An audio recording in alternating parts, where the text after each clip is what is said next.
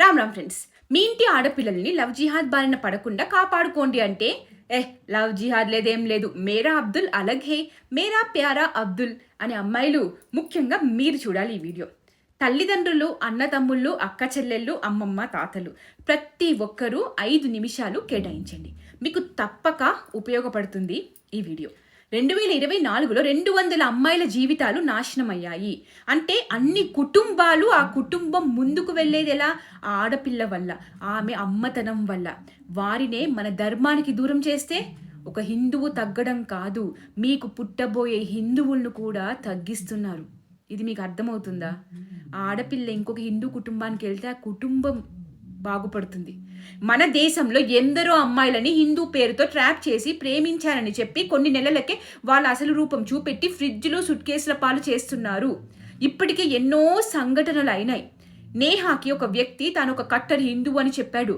ప్రతి పండగ చేసుకుంటాను అని, ఫాస్టింగ్ చేస్తాడు అని, అది ఉపవాసం ఉంటాడు అని, గుడ్లకు కూడా వెళ్తాడని, గుళ్ళకు కూడా తీసుకెళ్లేవాడు.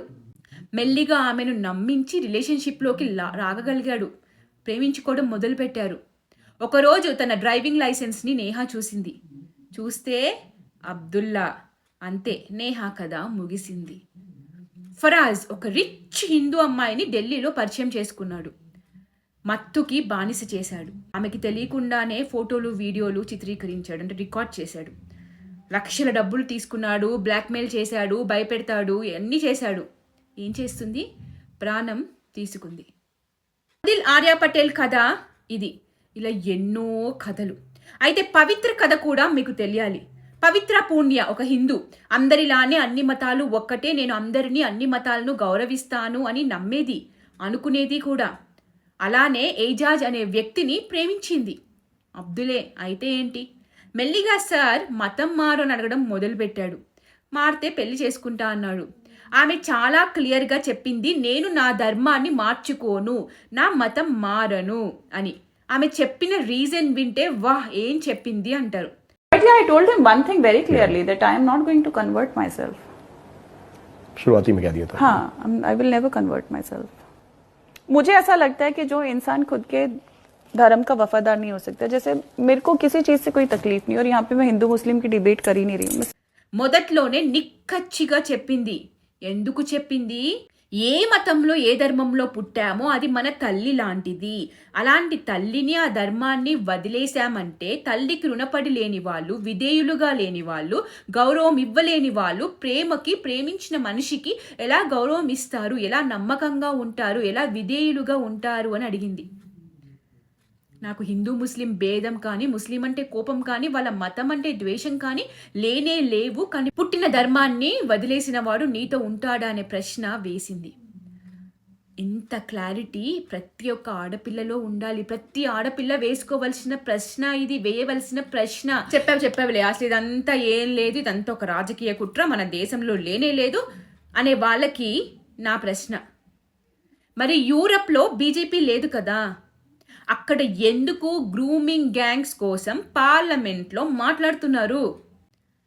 ధైర్యంగా మా దేశంలో అబ్దుల్లాలు ఇలా చేస్తున్నారు, చిన్న పిల్లల్ని కూడా వదలటం లేదు అని అంటున్నారు.